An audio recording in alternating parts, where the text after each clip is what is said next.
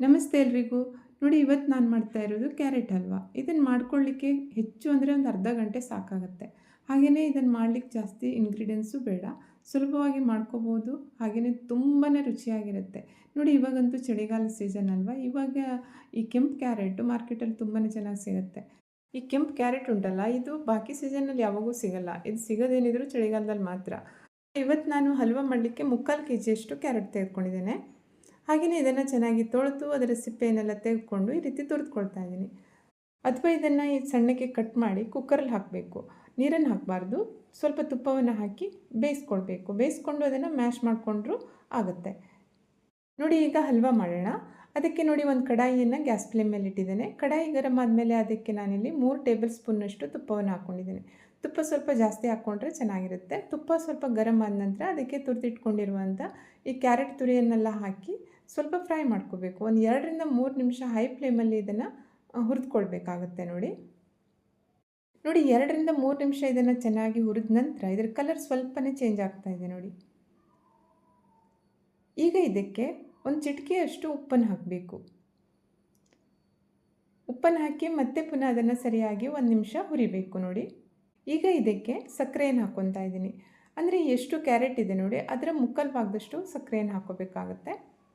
ಸಕ್ಕರೆಯನ್ನು ತಿನ್ನಲ್ಲ ಅಂತಿದ್ರೆ ಬೆಲ್ಲವನ್ನು ಹಾಕೋಬಹುದು, ಆದರೆ ಪುಡಿ ಬೆಲ್ಲವನ್ನು ಹಾಕೋಬೇಕು. ಆದರೆ ಸಕ್ಕರೆ ಜೊತೆ ಕ್ಯಾರೆಟ್ ಹಲ್ವಾ ಮಾಡಿದರೆ ತುಂಬಾ ಚೆನ್ನಾಗಿರುತ್ತೆ ನೋಡಿ. ಸಕ್ಕರೆ ಚೆನ್ನಾಗಿ ಕರಗಿದೆ ಅಲ್ಲ ನೋಡಿ, ಇದರ ಕಲರ್ ಎಷ್ಟು ಚೆನ್ನಾಗಿ ಕಾಣ್ತಾ ಇದೆ ಅಂತ. ಸಕ್ಕರೆ ಎಲ್ಲ ಕರಗಿದಲ್ಲ. ಈಗ ಇದನ್ನು ಲೋ ಫ್ಲೇಮಲ್ಲಿ ಮುಚ್ಚಿ 5ರಿಂದ 6 ನಿಮಿಷ ಬೇಯಲಿಕ್ಕೆ ಬಿಡಬೇಕು ನೋಡಿ. ಕ್ಯಾರೆಟ್ ಚೆನ್ನಾಗಿ ಬೆಂದಿದೆ ಅಲ್ಲ, ಇಷ್ಟಾದರೆ ಸಾಕು. ಈಗ ಇದಕ್ಕೆ ಮನೆಯಲ್ಲೇ ಮಾಡ್ಕೊಂಡಿರುವಂಥ 1 ಕಪ್ ಕೋವವನ್ನು ಹಾಕ್ತಾಯಿದ್ದೀನಿ ನೋಡಿ. ಈ ಹಲ್ವಕ್ಕೆ ನಾನು ಹಾಲನ್ನು ಹಾಕಿಲ್ಲ, ಹಾಲಿನ ಬದಲಾಗಿ ಕೋವವನ್ನು ಹಾಕ್ತಾಯಿದ್ದೀನಿ. ಕೋವಾ ಅಥವಾ ಈ ಮಾವನ್ನು ಮಾಡ್ಕೊಳ್ಳೋದು ತುಂಬ ಸುಲಭ, ಏನು ಕೆಲಸನೇ ಇಲ್ಲ. 1 ಲೀಟ್ರ್ ಫುಲ್ ಫ್ಯಾಟ್ ಮಿಲ್ಕನ್ನು ತೆಗೆದುಕೋಬೇಕು. ಅದನ್ನು ಸ್ವಲ್ಪ ದಪ್ಪ ತಳ ಇರುವಂಥ ಕಡಾಯಿಯಲ್ಲಿ ಹಾಕಬೇಕು. ಹಾಗೆಯೇ ಸ್ಟರ್ವ್ ಮಾಡ್ತಾನೆ ಅದನ್ನು ಬಚ್ಚಿಬಿಟ್ರೆ ಆಯಿತು.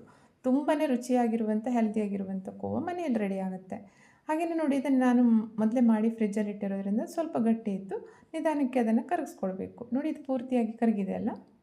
ಒಂದು 4ರಿಂದ 5 ನಿಮಿಷ ತುಪ್ಪ ಬಿಡೋ ತನಕ ಇದನ್ನು ಚೆನ್ನಾಗಿ ಲೋ ಫ್ಲೇಮಲ್ಲಿ ಈ ರೀತಿ ಸ್ಟರ್ವ್ ಮಾಡ್ತಾನೆ ಬೇಯಿಸ್ಕೊಂಡು ಬಿಡಬೇಕು. ತುಪ್ಪ ಸ್ವಲ್ಪ ಬಿಟ್ಕೋಬೇಕು ನೋಡಿ, ಆವಾಗಲೇ ಹಲ್ವಾ ರೆಡಿ ಆಗುತ್ತೆ. ತುಂಬಾ ರುಚಿಯಾಗಿರುವಂಥ ಹಲ್ವಾ ರೆಡಿಯಾಗಿದೆ. ನಾನಿಲ್ಲಿ ಫ್ಲೇಮನ್ನು ಆಫ್ ಮಾಡಿ ಇದನ್ನೀಗ ಕೆಳಗಡೆ ಇಳಿಸ್ತಾ ಇದ್ದೀನಿ.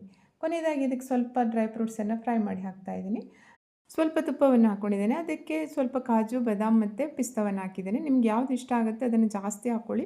ಹಾಗೆಯೇ ಅದನ್ನು ಚೆನ್ನಾಗಿ ಫ್ರೈ ಮಾಡ್ಕೋಬೇಕು. ಸ್ವಲ್ಪ ಕ್ರಂಚಿ ಆಗಬೇಕು. ಆನಂತರ ಅದನ್ನು ತೆಗೆದು ಈ ಹಲ್ವಾ ಜೊತೆ ಹಾಕಿ ಮಿಕ್ಸ್ ಮಾಡಬೇಕು. ಹಾಗೆಯೇ ಇದಕ್ಕೆ ಪರಿಮಳಗೋಸ್ಕರ ಒಂದು ಅರ್ಧ ಟೇಬಲ್ ಸ್ಪೂನಷ್ಟು ಏಲಕ್ಕಿ ಪೌಡ್ರನ್ನು ಹಾಕ್ತಾಯಿದ್ದೀನಿ. ಇದನ್ನು ಸಹ ಹಾಕಿ ಸರಿಯಾಗಿ ಮಿಕ್ಸ್ ಮಾಡಿಬಿಟ್ರೆ ಕ್ಯಾರೆಟ್ ಹಲ್ವಾ ರೆಡಿ ಆಗುತ್ತೆ. ಇದನ್ನು ಮಾಡ್ಕೊಳ್ಳಿಕ್ಕೆ ಜಾಸ್ತಿ ಸಮಯನೂ ಬೇಡ, ಹಾಗೆಯೇ ಜಾಸ್ತಿ ಇಂಗ್ರೀಡಿಯೆಂಟ್ಸು ಬೇಡ. ಒಂದು ಅರ್ಧ ಗಂಟೆಯಲ್ಲಿ ಹಲ್ವಾ ರೆಡಿ ಆಗುತ್ತೆ ನೋಡಿ. ಹಲ್ವಾ ಎಷ್ಟು ರುಚಿಯಾಗಿರುತ್ತೆ ಅಂದರೆ ಬಾಯಲ್ಲಿಟ್ಟರೆ ಹಾಗೆ ಕರಗೋಗಬೇಕು, ಅಷ್ಟು ಚೆನ್ನಾಗಿರುತ್ತೆ. ನೀವು ಸಹ ಒಂದು ಸಲ ಟ್ರೈ ಮಾಡಿ ನೋಡಿ. ರೆಸಿಪಿ ಹೇಗಾಯಿತು ಅನ್ನೋದನ್ನು ಕಮೆಂಟಲ್ಲಿ ತಿಳಿಸಿ. ಚಾನಲ್ಗೆ ಸಬ್ಸ್ಕ್ರೈಬ್ ಆಗಿ ವಿಡಿಯೋವನ್ನು ಲೈಕ್ ಮಾಡಿ. Thank you.